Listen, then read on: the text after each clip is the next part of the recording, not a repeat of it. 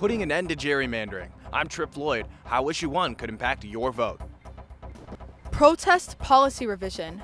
I'm Nardine Lakatos. What this could mean for students all across campus.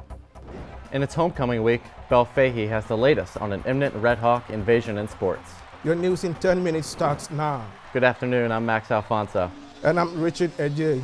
Next month, Ohio voters will decide whether to change the way state voting districts are drawn. Trip Floyd has the story. A bipartisan group of Ohioans is hoping to create more fair elections through a grassroots ballot initiative. If passed in November, Issue 1 would give the state's redistricting process to a citizen-run commission, equally represented by Republican, Democrat, and independent voters, with the goal of creating electoral districts that wouldn't favor either political party. Local Democrat Party head Skylar Beckwith said that turning the process over to citizens would give voters more power at the polls. Whether or not your party is in power determines which party has the most say in that process. So taking the politics out of it, the lobbyists out of it, benefits all of us in the long run. But local Republican leaders are concerned about the lack of experience and qualifications of a public commission, who they say wouldn't have the political background to know how to draw the state maps. No restrictions on how much they can spend. And I wonder who those consultants are going to be. Well, because there's no limitation on who the consultants are, guess what? They're going to be politicians. This will be the third time since 2015 Ohioans will vote to potentially change the redistricting process. Reporting in Toledo, I'm Trip Floyd, UT 10 News. University of Toledo students are asking administrators to cease any business connections with Israel. UT 10 News' Quinn Cooper has the story. Student government passed a divestment resolution to cut ties from corporations tied to Israel. The proposal calls for an ethical investment change, asking UT to distance itself from any investments linked to Israel. Foundation trustees voted in May to continue doing businesses as usual.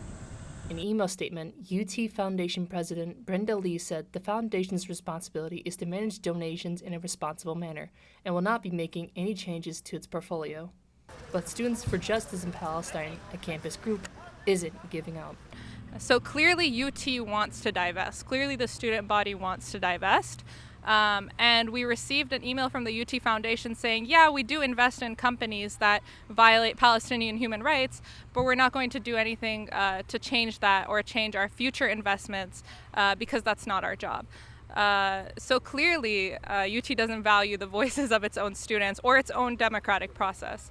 But for UT student Michaela, the decision is personal. And I remember last year when they were doing the protests and the signing and stuff like that, I did sign for that. I posted on my story and everything like that. I was really hoping that that would have helped then, so it's really disappointing that it did not. It makes me feel like our voices are not heard, even though we are supposed to be student-centered as a campus, but clearly that's not always the case for stuff like this. Students for Justice in Palestine are planning more events to continue protesting for hopeful change in Palestine for the near future. In Toledo, I'm Quinn Cooper, UT 10 News. Campus protesters will have new restrictions at the University of Toledo. Nardine Lakatos spoke to students and administrators about the changes. Students across the country are rallying on college campuses to protest ongoing violence in the Middle East, even erecting tents overnight. Last April, some pro-Palestinian UT students at The Ohio State University were detained by law enforcement during an encampment. UT officials released new guidelines that limit how student protesters use tents and temporary structures outdoors, including time, place, and manner. Provost Scott Molitor says that these new rules may be a response to other campus protests. We can't be interfering, with our normal educational operations. We can't be doing things that potentially would lead to unsafe situations. And so I think that's the initial intent of the policy. According to the policy, tents and structures are allowed on campus, but under certain regulations, such as not allowing canopies to be staked to the ground, wind gusts under 15 miles per hour, and must not be larger than 10 by 10 feet. I see why they wouldn't want that on the campus. I don't think it's right to stop people from trying to do what they think is right. To see the full Expression on Campus policy, look on our website. In Toledo, I'm Nardine Lakatos, UT 10 News. Ohio is dealing with one of the worst droughts the area has seen in decades. Asa Credible spoke with local farmers about how it is affecting their livelihood. The greater Toledo area is experiencing the worst drought we've seen in 20 years. It's proving a problem for homeowners, farmers, and even some wildlife. We grow corn and soybeans here, along with our pumpkin crop that you see here. The corn and soybeans really needed one more rain to finish out the crop. And so they're not going to be quite as good as they would have been had they had one more rain there in late August or early September. If you've noticed an unusual smell, it might be from stagnant water. Water has that eggy smell to it, and so people have been making complaints because they can smell this pervasive sulfurous smell to do that. But in terms of water quality, because nothing's moving around, we actually have better water quality. We just don't have water. A wet spring and dry summer have left many people struggling to keep their lawns and gardens lush. According to agriculture.com, as corn and soybean harvest begins, farmers are already seeing a decline in crop production, leaving them well below average. Asa Crittlebaugh, UT 10 News. Student government is pitching an idea to Park U Toledo which will allow students to appeal one of their fines. Andrew Hoffman has the scoop. You've most likely seen these vehicles patrolling the campus of UT, hoping you correctly put in your license plate for the $370 parking pass for the school year, dodging what would be a $70 fine in the mail. Student body government has heard it all, but it's still not as easy as it seems to make a change. It is pretty difficult considering the push that students have and how much they want parking to change versus the contract that we're in with Park U Toledo. That contract, 35 years worth $52.5 million, which was agreed upon on October 21st, 2021 in a 257-page document.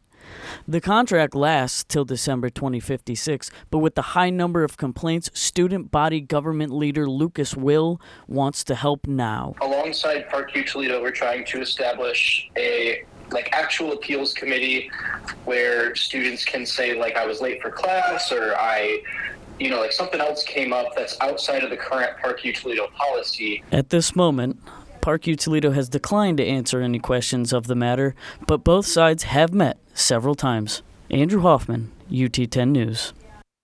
I'm Belle Fahey, and this is your UT 10 Sports Report. With the homecoming game on the clock, the Rockets are coming off of their bye week for some action against the Miami Redhawks this Saturday. Head coach Jason Candle talked about the familiarity of this highly anticipated matchup. Well, I think that, two different teams, 2 different years, 2 different teams, but obviously a lot of carryover from the rosters. I mean, they're very familiar with us. We're very familiar with them. They know what we do. We know what they do. It's be a 60-minute game that you have to go, like I said, play really well, and you have to earn everything that you get. And we hope we can do that for them too, make them earn everything they get. Taking a look at upcoming week, Rockets athletics is in full swing with women's volleyball facing Bowling Green tonight in Savage Arena. Friday, the men's and women's cross-country team will be in Chicago. And looking at this weekend, the women's swimming and dive team has a meet with their alumni, and women's soccer will be facing the Central Michigan Chippewas at home. On Sunday, the Toledo's women's soccer team faced the Akron Zips in a back-and-forth defensive matchup. Akron, with a strong passing game, gets blocked by goalkeeper Agnes Stenlin. After a scoreless first half, Toledo's offense woke up, and Akron takes care of business. Toledo up 1-0 in the top of the second half. Getting the momentum going with a corner kick by Allie Macbeth, set up just right, but doesn't quite make it into the goal. Very strong defensive presence from both teams. Another valiant effort from Akron to score, but Toledo comes back firing to keep the Zips scoreless.